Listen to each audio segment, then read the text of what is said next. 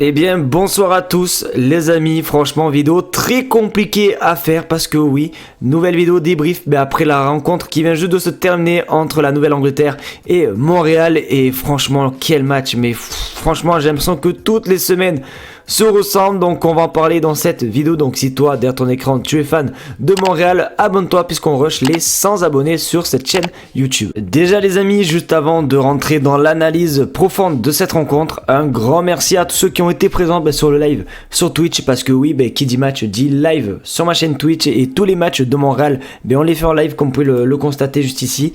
Donc n'hésitez vraiment pas à vous abonner si c'est toujours pas fait, ça fait toujours plaisir. Et un grand merci du coup à tous ceux qui ont été présents. Donc je vais quand même essayer d'enchaîner parce que je suis fatigué les gars, mais franchement je vous dis, je suis épuisé. Il me tarde juste qu'une chose, c'est de mettre la vidéo en ligne et d'aller me coucher. Donc c'est la New England Revolution Save Montréal 3-0 les gars. Waouh, dire que mon prono était de 2 buts à 1 pour Montréal, j'étais totalement loin de mon prono, surtout qu'en plus quand tu regardes les stats les gars, regardez les stats. Il y avait toujours un pied, il y avait toujours l'arrêt du gardien, il y avait toujours une barre, un poteau. D'ailleurs à un moment Bougaï nous met une frappe, mais waouh, s'il te met le but, ça me rappelle le but de James Rodriguez lors de la Coupe du Monde 2014 face à l'Uruguay. Ah là là, il y avait tellement de possibilités, et je trouve honnêtement les gars qu'une victoire était largement possible. C'était pas non plus l'équipe du siècle, excusez-moi, mais cette équipe de New Revolution England là, excusez-moi, mais il y avait rien de ouf. C'était pas non plus flamboyant. Malheureusement, encore quelques erreurs de placement. Et après le premier but, je l'ai pas vu puisque je suis arrivé un petit peu en retard. Mais après, quand tu regardes les deuxièmes buts, pareil, le coup franc, c'est Fofana, je crois, qui marque le deuxième but. Après pareil, ça part sur une contre-attaque et 3-0.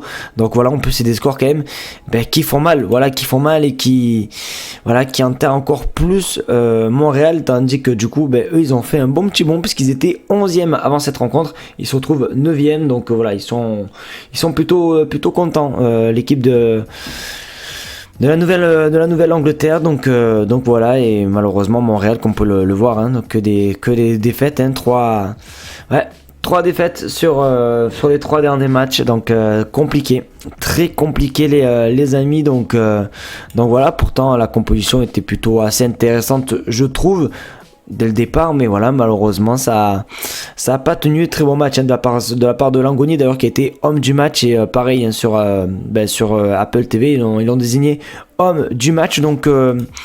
Donc voilà, à part voir les stats et regretter les actions loupées, etc. Qu'est-ce que vous voulez que je vous dise les amis? Qu'est-ce que vous voulez que je vous dise? Donc je pense que je vais pas plus m'éterniser sur le sujet. Je pense que tout le monde est dégoûté. Donc voilà, c'était vraiment une vidéo courte, vraiment histoire de faire la vidéo comme d'habitude traditionnelle sur les après-matchs. Donc du coup voilà les amis, je pense un petit peu avoir tout dit. J'espère que cette courte vidéo malgré ça vous aura plu et qu'elle vous fait plaisir de voir du contenu autour de Montréal sur YouTube. Donc comme d'habitude, vos commentaires ça fait toujours extrêmement plaisir, le petit pouce bleu, l'abonnement, et voilà, un grand merci à vous. Passez une très bonne fin d'après-midi à vous mes amis du Québec. Je vous fais de très gros bisous et on se dit à la prochaine pour une nouvelle vidéo sur cette chaîne YouTube. Ciao les goats.